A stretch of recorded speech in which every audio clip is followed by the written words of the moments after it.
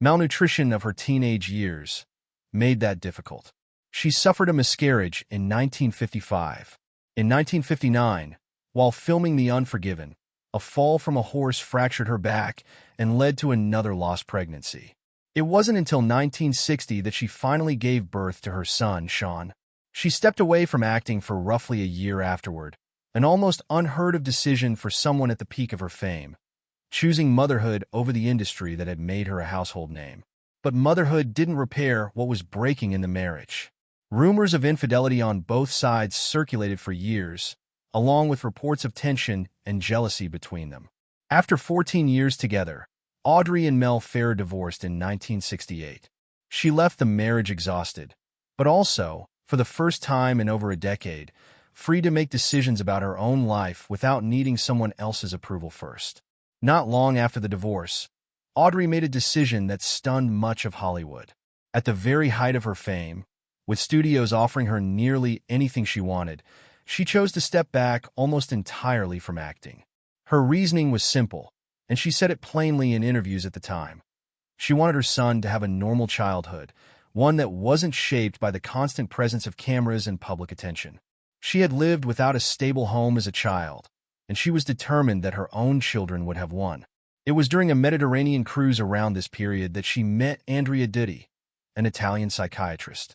He was warm, sociable, and easy in a way that stood in sharp contrast to the more rigid, controlling dynamic she had just left.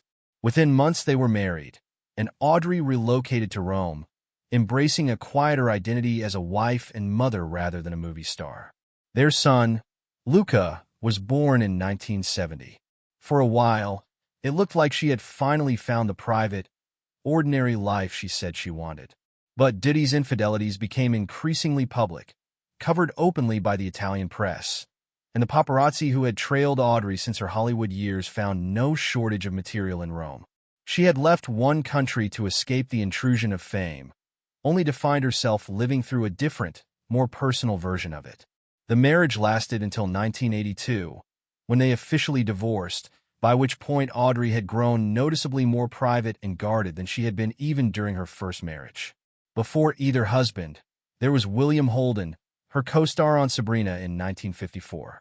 Their connection was immediate and, by all accounts, genuine, a stark contrast to the coldness she was receiving on that same set from Humphrey Bogart, who had wanted the role to go to his own wife, Lauren Bacall, and made his resentment toward Audrey obvious throughout filming. Holden, on the other hand, fell for her completely, and the feeling was mutual enough that he eventually proposed marriage. Audrey said no. The reason was straightforward but final. She wanted children, and Holden had already undergone a vasectomy years earlier. It wasn't a small detail she could look past. Motherhood was not a passing wish for her. It was central to the future she was trying to build, largely, many believe, because she had experienced so directly what it felt like to grow up in a fractured, incomplete family. Holden was reportedly devastated by her decision and, according to people who knew him, never fully got over her. It's one of the quieter ironies of Audrey's story. A man who loved her deeply couldn't move past losing her, while the loss that shaped her own life most profoundly had happened decades earlier, to a much younger version of herself, at the hands of someone who never seemed to look back at all. After her divorce from Ditti, Audrey largely withdrew from public life. She settled at La Paisible, an 18th-century farmhouse in Tollequinaz, Switzerland, the name itself meaning the peaceful one. She turned down most film offers, tended her garden, and lived in a way that had almost nothing in common with the glamorous image the public still associated with her. It was in this period that she met Robert Wolders, a Dutch actor who had recently lost his wife, the actress Merle Oberon, after a long illness. Their relationship developed slowly, without the intensity or public drama of her earlier romances. What they built together was defined less by passion and more by steadiness. Two people who had each been through enough public exposure and private disappointment to simply want calm. They never formally married, though Audrey referred to him as her husband in every way that mattered to her. For over a decade, until her death, Wolders was her closest companion. It was also during these years that Audrey found the second calling of her life. In 1988, After speaking informally at a UNICEF event about her memories of hunger and occupation during the war, she was offered the role of Goodwill Ambassador. She accepted, and over the following years she traveled to some of the most difficult places on earth: Ethiopia, Sudan, Bangladesh, El Salvador, sitting with malnourished children in conditions that closely echoed what she herself had lived through as a girl in the Netherlands. Those who traveled with her, including Wolders, often noted that she never treated the work as a public relations exercise. She approached it, instead, as something personal, almost as though she owed a debt to the child she had once been.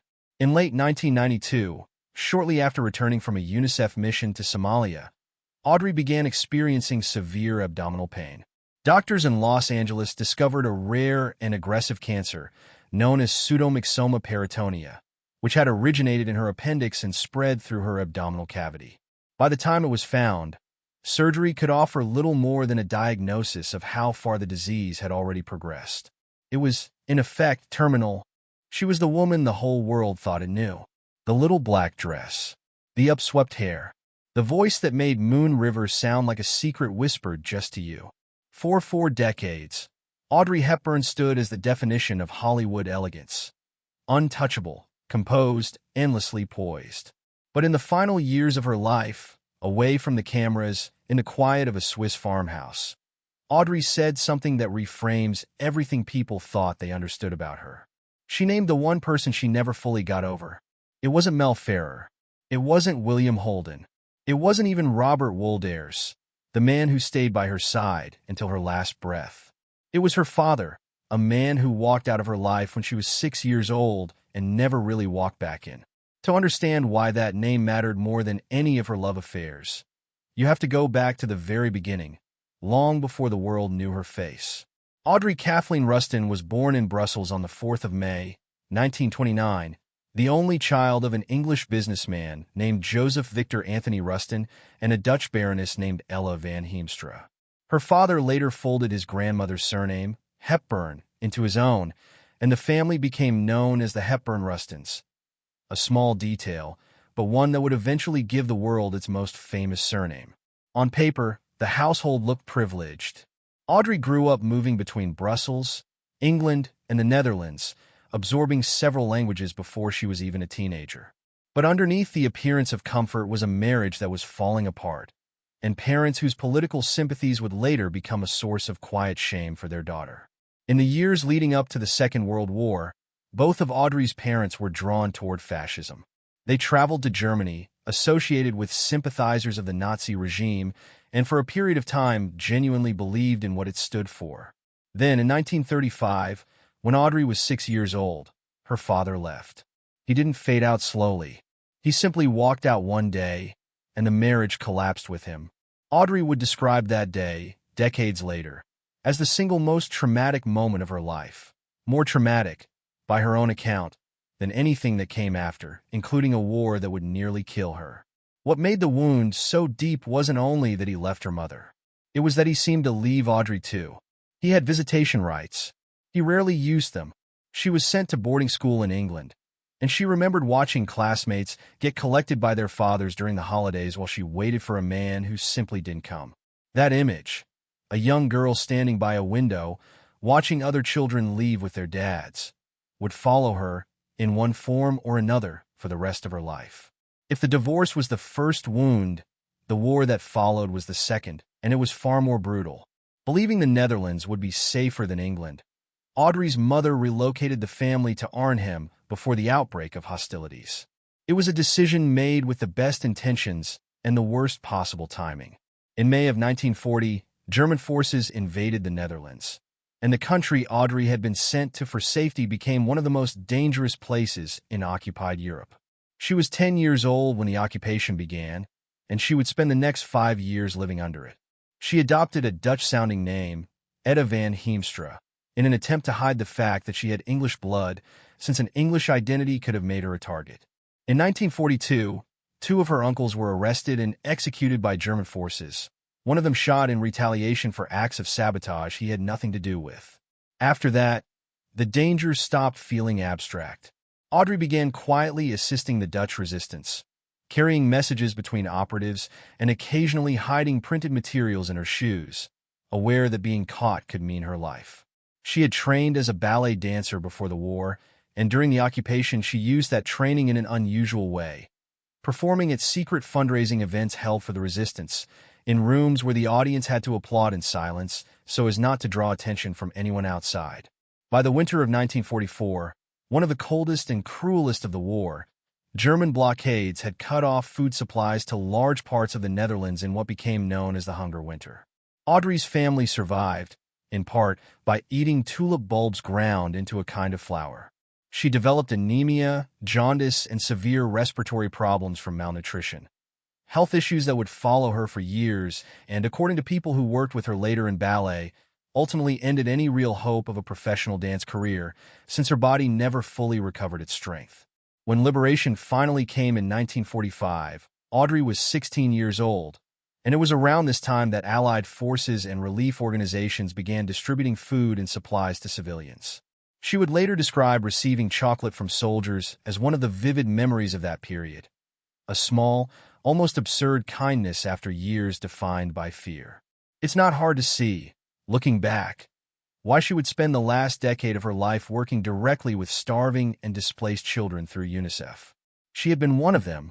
By the early 1950s, Audrey Hepburn's career had exploded. Roman Holiday made her an overnight star and won her an Academy Award. She was suddenly one of the most sought-after actresses in the world, and yet, by her own admission, she still felt profoundly insecure. A side effect, many who studied her life believe, of a childhood spent waiting for approval that never fully arrived. It was around this time that she met Mel Ferrer, an actor and director more established than she was, introduced through their mutual friend Gregory Peck. When the two were cast opposite each other in the Broadway production of Ondine in 1954, the connection between them deepened quickly, and within